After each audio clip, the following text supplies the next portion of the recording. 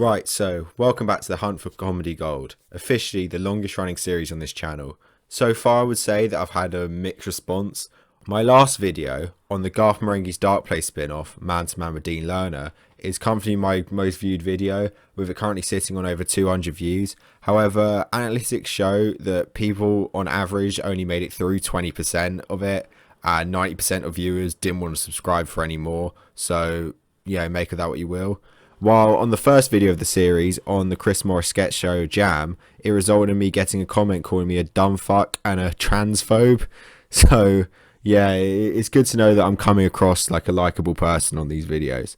Quickly, before I get into the video, I'll run through the premise of the series one last time. I've done it at the start of the other two episodes, but that was in the pre-microphone era of this channel, so I'll do it again while it's actually audible and pleasant to listen to. I love comedy. Sitcoms, sketch shows, stand-up sets, all that. It's great. Can't get enough of it. My favourite comedy stuff makes up the big part of my personality, and it also makes up a good maybe 80% of shows I watch. However, I do have an issue with comedy. I think the vast majority of it is shit. I'm fed up of the best of insert BBC or Channel 4 panel show videos popping up in my recommendations. I don't find fat northern people amusing, and when I ask you about your favourite character in The Office, you best not mention the names Michael or Dwight. So I'm on a quest to find the hidden comedy gems that have not managed to get the airtime or exposure needed to overcome the lowest common denominator crap that pollutes our TV and streaming services. So here it is, episode 3, my final roll of the dice of this series, and today we're looking at Nighty Night is a BBC black comedy that ran for 2 series between January 2004 and October 2005 and was created by Julia Davis, who most fans of British comedy will recognise as she's appeared in many popular shows and films. She was also in Jam, so this is her second appearance on this series, so well done to Julia. I don't need to explain what an honour that is. The cast of this show is actually stacked with familiar faces from the British comedy scene, with roles for Rebecca Front, aka Nicola Murray from The Thick of It, Davis's Jam co-star Kevin Eldon, also winning his second cap on the series, Ruth Jones or Nessa from Gavin and Stacey, Mark Gatiss from The League of Gentlemen and also played Mycroft Holmes in Sherlock, Alan Partridge's PA, Flexi Montague aka Lynn, and Angus Drayton, who I believe was the original host on Would I Lie to You. They also get roles, so you know, it's quite a decent, well-known cast of comedy performers. I've been aware of this show for a while. It appears quite regularly on those best sitcoms you didn't know existed type of articles, and I'm a fan of a lot of the cast. I've seen it pop up on their respected IMDb's a few times, so when viewer Hellfire Corner recommended it on my last video, I'd run out of reasons not to watch it. I actually received a few comments suggesting shows, which I really appreciate, so if you're watching this and know of a niche and underrated comedy, please do let me know. The premise is that Julia Davis's character, Jill Tyrrell, is a narcissistic sociopath who works at some kind of hair and beauty salon. Her husband, Kevin Eldon's character, Terry, is diagnosed with cancer, and Jill uses this as a fresh chance for herself, using it as a means of gaining sympathy and beginning to date other men and using it to her own advantage. She has a big infatuation with Don, the next door neighbour, whose wife Kathy, played by Rebecca Front, is suffering from MS, and her relationships, and in the case of Kathy, psychological torture, is where a lot of the comedy and character development occurs. In my previous episode of this series, I've gone through each episode and reviewed it, but due to Nighty Night having 2 series, that would make the video drag, and I reckon you've all got something you'd rather be doing. So instead, I'm just going to try and go through the different areas of the show, such as characters, plot, comedic style, and just any standout moments, saying why I liked it or why I disliked it, hopefully giving a decent overview of the show. Considering this is a series with a kind of a continuous plot and it's not a sketch show, I'll try and avoid any spoilers as much as I can. You got all that? Cool, let's get into it.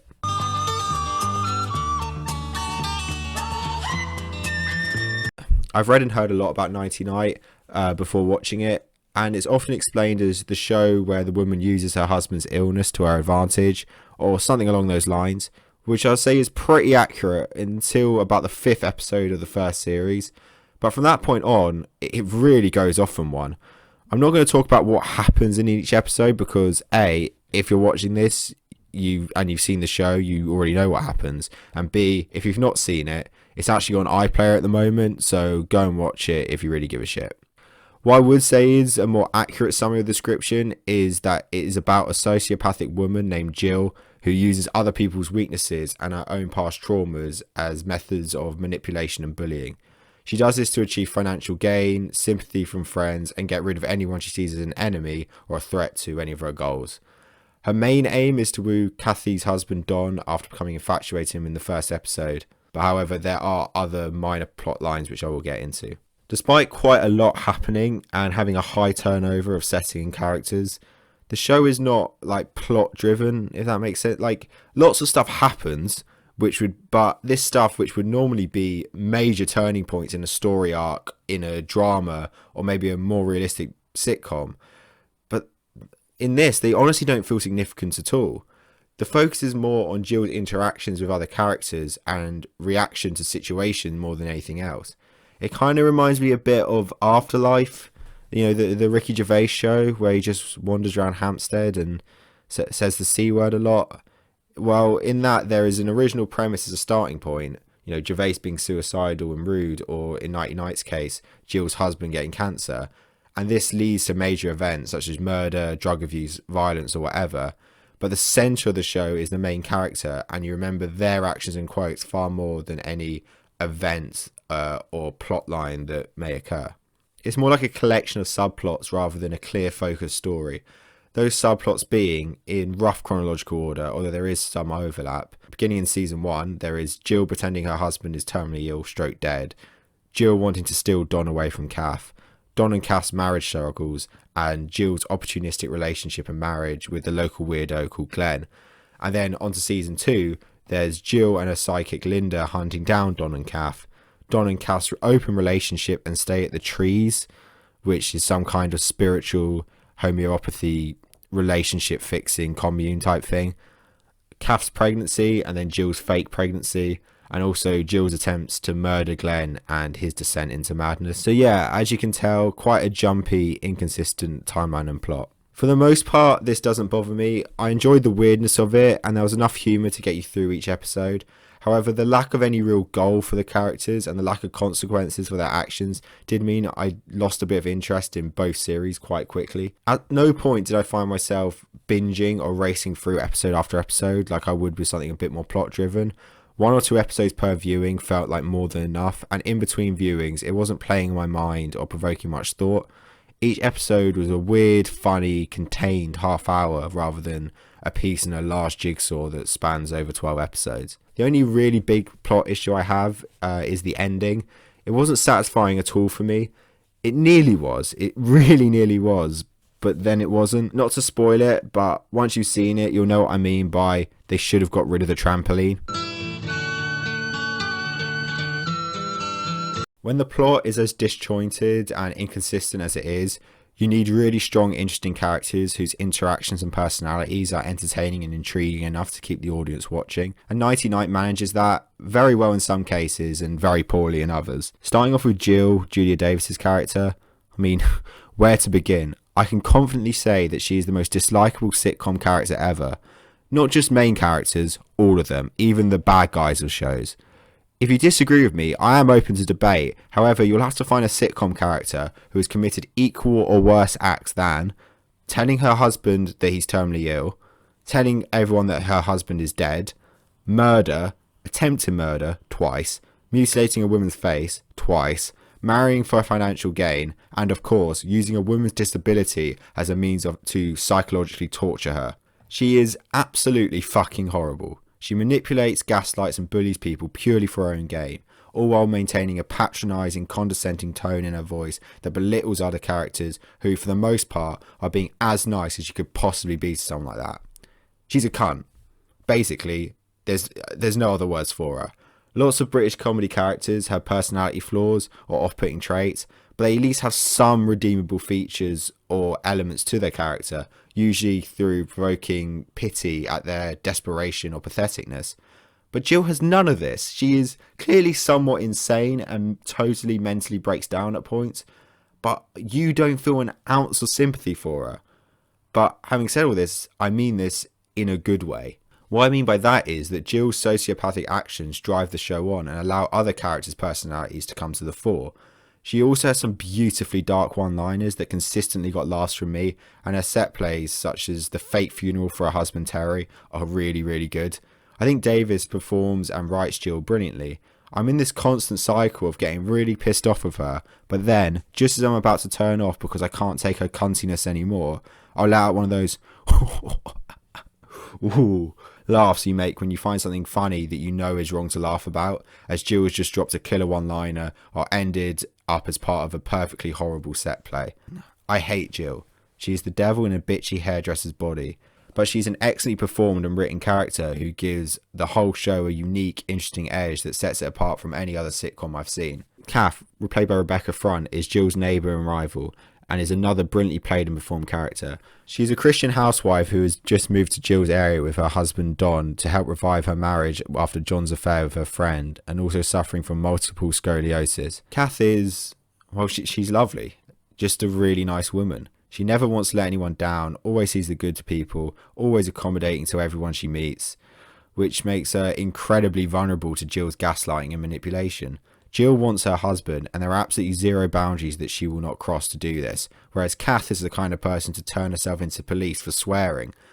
Is that a kind of person? Probably not. Anyway, the interactions between these two are a breeding ground for cringe comedy. Kath quite literally cannot stand up for herself and is powerless to Jill marching over her. Jill's "Hiya, Kath" is quite possibly the most patronising phrase ever, and she drops like 20 of them per episode. Hiya, Kath! Hiya, Kath! Hiya, Kath! Hiya, Kath! Hiya, Dawn! Kath! I think what's great about Kath's character is that role is one that I normally get really frustrated by and grow to dislike over a series. The perpetual victim normally has me screaming at the screen, wanting them to stop being a pussy and just knock out whoever the fuck's being a dick to him. But on multiple occasions, to the absolute best of her ability, Kath does stand up for herself and lay a finger on Jill. But Jill is just too overpowered, man. Fucking hell. She just uses this against Kath. She's utterly relentless in sabotaging this nice, innocent woman's life, and it makes a really compelling dynamic between the two of them. For me, the dynamic between Kath and Jill is quite easily the standout element of this show. Michael. Oh dear. Sorry, I'm a bit, damn boy, I'm a bit uncomfortable around dogs. Were you savage, Kathy? That was explaining a lot. No, I just had a rather uncomfortable experience with a German Shepherd when I was 9, who's very persistent. Were you wearing a skirt? I was, well, yes, a party dress. So you can't lead him on and then cry rape, Kath. Don, Kath's husband, played by Angus Drayton, is an interesting character. He's just so, just so flat and apathetic to everything. He doesn't like Jill, and the indifference towards Jill's advantages really mess with her, and he's almost immune to her tricks. He suffers the least direct abuse from Jill, partly because she doesn't want to harm him, but also because he doesn't give her any space to. All we know about Don is that he's married to Kath, works as a doctor, drinks a lot, and likes big tits. That's it. He's a bit of a dick to Kath at times, but ultimately his personality is nothing. There's nothing for Jill to tap into and get into his head. Glenn is played by Mark Gatiss and is alongside Kath with the people who suffer the most from Jill. Glenn is the local weirdo with some kind of learning disability. He's of use to Jill as he is in love with her and also very wealthy, so naturally Jill marries him and then continuously tries to kill him. He does this like strange flinch thing, which every single time made me laugh for some reason. I don't know why I found it as funny as I did, but it really, really got me. Maybe it's because I'm a dickhead who likes to laugh and point at things that people can't help about and is usually caused by some sort of disability. Oh yeah, actually, that is definitely the reason why I found it funny. You mustn't trust doctors, Gordon. They lie. I tell you, your condition will get better in time.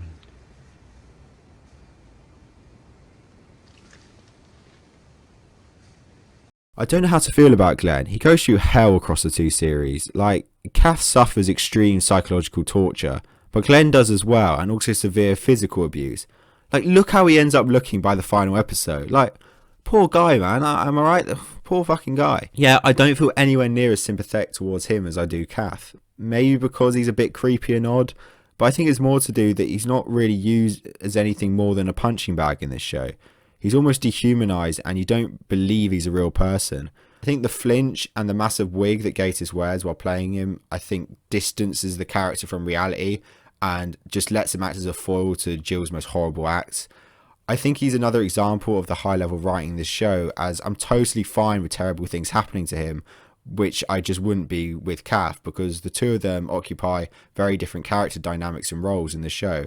Kath is someone you're meant to feel sympathy for and you are rooting for, whereas Glenn is almost like a Homer Simpson level person you just want the funniest, most slapstick things to happen to. All the other characters are fine, I guess. Terry, who's Jill's original husband, doesn't do much.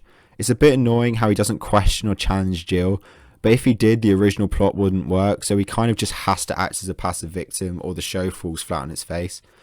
Sue and the vicar are the most normal characters in the show, I guess. Sue is an indirect rival to Jill, as Don fancies her, and that dynamic leads to some amusing interchanges, but I think the main purpose of those two is just to bring everything back down to earth. Their relative normality is welcome and helps ground the show in the small community that it's set, and just about keeps it tied to reality, which is someone like me who loves more realistic sitcoms and gets annoyed by wackiness. It really helps me enjoy the show, at least. The one character I actively dislike was Ruth Jones' character Linda. She fills the role of my least favourite trope of British comedy, which is fat and regional. The comedy scene in this country is plagued by unfunny fat people with working class regional accents, where all the supposed comedy comes from one of these three avenues. 1. The person is eating constantly, often at large quantities or at an inconvenient time.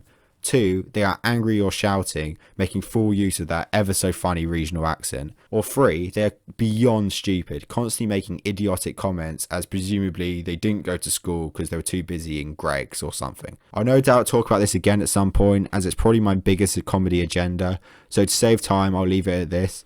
Next time you see a fat and regional character in a sitcom or comedian on a panel show, I bloody love panel shows, then ask yourself this: if they were to do the exact same thing but be a normal way and stroke or speak in a southern or neutral accent, would they be funny? No, thought not. Remember when you and Terry were meant to be in Bristol for Phantom on Ice? Yes. But you went on your own because you thought you might meet Michael Crawford? Yes, and I did. And I set the salon on fire. Yes. And Terry come and put it out. Yes. Well, he bought me a curry for the shock. And then we had a pizza in the park. I had it. And then I got a Chinese for the bus. So yeah, Linda just kind of follows Jill about, being fat, stupid and Welsh. I'm sure people will enjoy her and good for them, but honestly she ruins almost every scene she's in for me. There's three main comedic styles in Nighty Night. One I think they deliver really well, and another that is more hit and miss, and a third I actually just don't like and didn't find funny. The first is the dark one-liner I mentioned previously.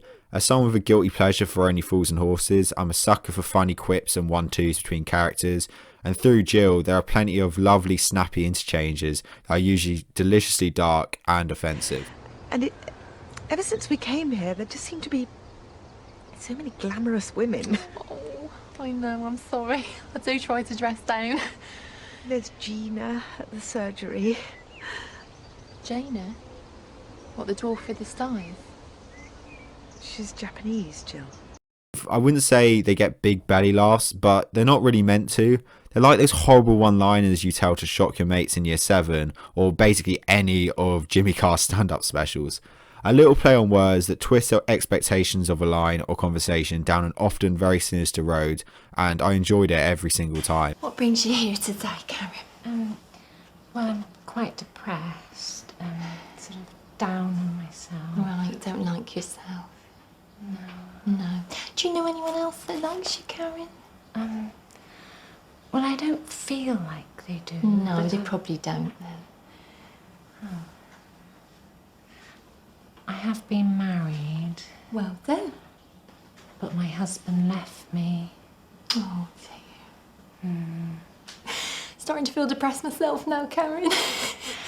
Some people may find them jarring due to how often they're used, and others may not like it because they can be quite offensive at times, but it's just a sense of humour I really like, and they were some of my favourite things about the show. The next is the cringe humour element. They explore this either by putting a character alone with Jill, that character normally being Kath, and another through extravagant usually violent or sexual set plays. I've got to be honest, being a huge fan of The Office, Peep Show and The Inbetweeners, I thought anything cringe or sexual I can handle and I normally really enjoy.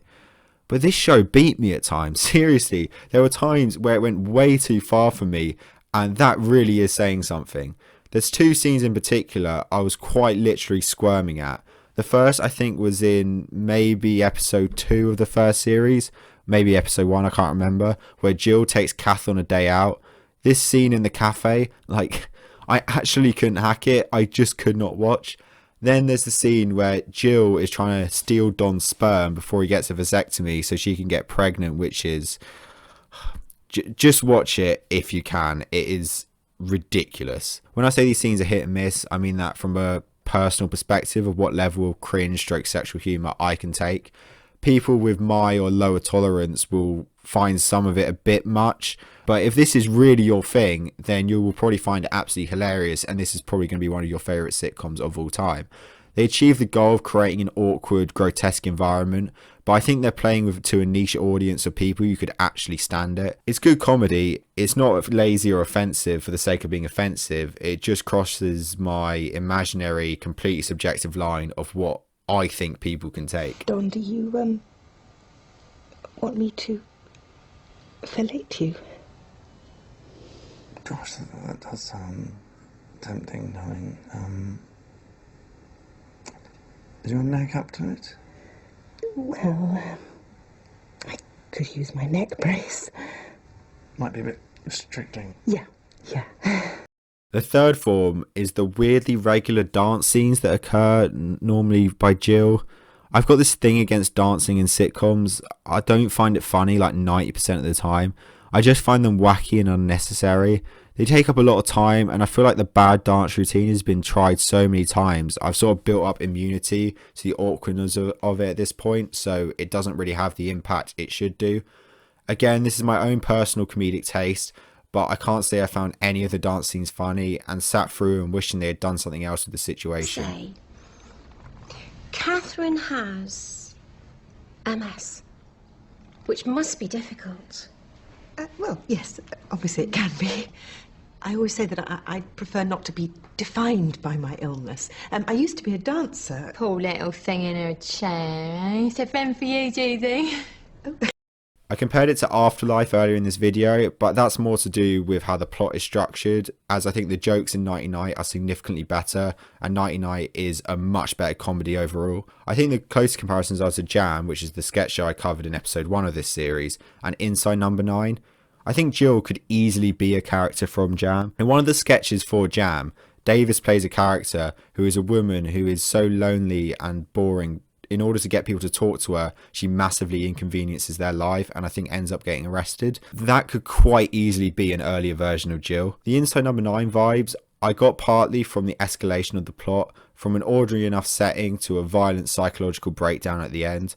It also comes from the claustrophobic feeling of particularly the episodes of Series 1 where Jill essentially moves in with Don and Kath. It really feels like Kath cannot escape Jill and you're almost part of the real life nightmare living in the house with them. The Mig episode of Inside Number 9, where the homeless man comes to stay and takes over the guy's life, is sort of a condensed version of the middle episodes of the first series of Nighty Night. Jill is basically a Jam character living in an Inside Number 9 episode, which is the best way it can possibly sum up just how nightmarish she actually is. Who is it, please? It's me, Kath. Oh, hiya, Kath. All right. I thought the best thing would be if I move up here and then you've got the bed downstairs and then you don't have to climb bloody Kilimanjaro every night. Just sort of put a few of my little knickknacks about the place, just make it more homely, really. Jill, there's only one bed. Oh, we'll work something out, Kath. There we are. I also took down that picture of the fallen tomatoes, Kathy. Hope you don't mind. What? Oh, they're apples. I'm not a professional. It's just a present to Don. Silly, really. He actually suggests I took that down. Did he? While I've used those two shows as comparisons, I think Nighty Night is hard to compare to anything directly, which I like and is kind of the point of this series. I'm bored and fed up with the same old shit, so finding something original, even if it doesn't always land with me, is really refreshing and doesn't make me feel like I'm wasting my time watching this stuff. Overall, I think Nighty Night is good. It's flawed and certainly not for everyone, but it's still a good sitcom. I enjoyed it the least out of the 3 shows I've watched so far for this series, but I think that my bias towards the other 2 from being a fan of the show's creators' other work definitely is a factor in my ranking, so there's not actually too much to separate the 3, which is good again. I wouldn't say any are the gold I've been searching for, but I've got faith there's plenty of other gems that have been missed or underrated. So yeah, that's all. If you've seen Nighty Night, let me know your thoughts. If you disagree with anything I've said, please go easy on me. I don't actually know what I'm talking about. I've not got any qualifications in this field. I'm just saying how I saw it. So you are probably right if you do disagree with me. I just would quite like you to explain why in a peaceful and civilized manner. Okay? Cool. Subscribe and like if you enjoyed and want to see more of this series, and I'll see you when I can next be bothered to make a video.